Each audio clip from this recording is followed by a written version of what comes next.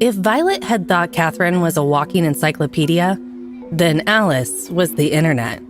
She never stopped talking. Violet made a mental note to keep her secrets locked down tight, because who knew whom Alice might spill the beans to? Even though everything Alice said seemed to be useful information about Lenaris, Violet wasn't taking any chances. Just like her, everyone from West House was heading to the dining hall. And just like her first day, the other students were staring at her, making her skin crawl. Violet was used to it by now, though.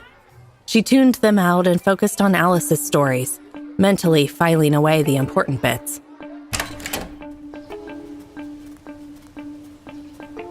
About Hazel Sterling. Alice changed the subject as they stepped outside, joining the flow of students.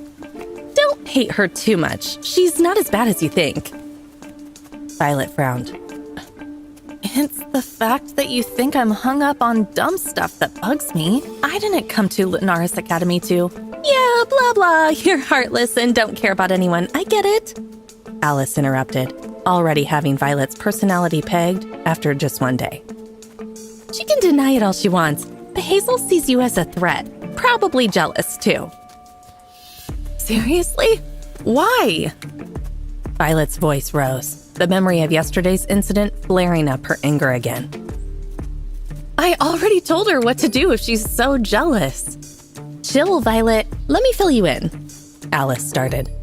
In case you haven't noticed, Lenaris Academy only accepts the rich, the brilliant, and the well-connected.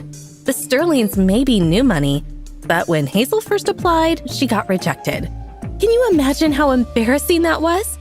Even as an elite, she didn't make the cut. Now the rumor is her parents basically bought her a scholarship just to get her in.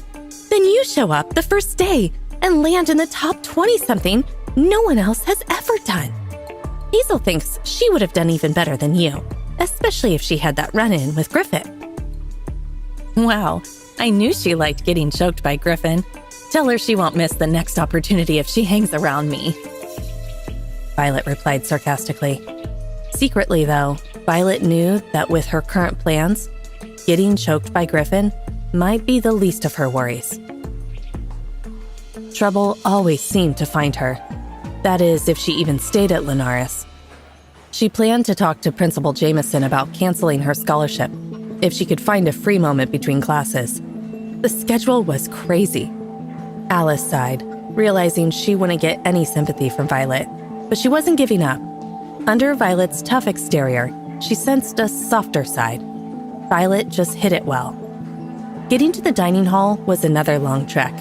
It was closer to the main school building than the dorms. Even though West House had a vending machine, Violet decided to take full advantage of the dining hall. Alice rushed ahead to hold the door open, dramatically sweeping her arm. Welcome to the Platinum Court, my lady. Violet stopped, raising an eyebrow. Platinum Court? That's what us Lenaris kids call the dining hall. Alice winked. You'll see why when you get inside. Violet didn't have time to question Alice's over-the-top description. There was already a line of students behind them, grumbling for them to move. Alice held the door open a little too long, letting it swing shut almost in the next student's face. The kid swore under his breath while Alice just grinned, not sorry at all. Violet shook her head. Alice could be such a goofball. But then she stepped inside and froze, taking in the dining hall. Okay, Alice hadn't been exaggerating about the Platinum Court. This place was seriously impressive. The Lenaris Academy cafeteria was huge and fancy, just like everything else at the school. Golden sunlight streamed through giant arched windows, lighting up the silver walls. The marble floor was so shiny it looked like a mirror, reflecting the chandeliers sparkling overhead. The whole place felt super luxurious, but that's where the nice part ended. Underneath all the fancy decorations was a strict social order. Downstairs, rows of ordinary tables were for the regular students, humans, and lower-ranked werewolves who hadn't made a name for themselves yet. Compared to Violet's old school, this was pretty swanky. But their silverware and plates were plain and simple, nothing special. This section was also super noisy and crowded, with everyone crammed together and teachers and older kids watching them like hawks. Even here, there was a divide. Humans sat on one side, werewolves on the other, though some kids mixed together. But both groups were at the bottom of the pole. From downstairs, you could see where the real VIPs sat. A fancy staircase with silver-trimmed railings curved up a raised platform, the elite section, just for the top students. They sat in comfy individual chairs around small tables with velvet tablecloths, eating off fancy china with real silver. They acted like they were too cool for school, looking down at the regular kids, sometimes with smug grins or sneers. The noise downstairs didn't bother them at all. They were way too important for that. Right in the middle of the elite section were 4 special chairs, bigger and fancier than the rest, with the school's logo in gold on the back. Even without Alice saying anything, Violet knew those were for the Cardinal Alphas. Nobody, not even the top 20 students, dared sit there.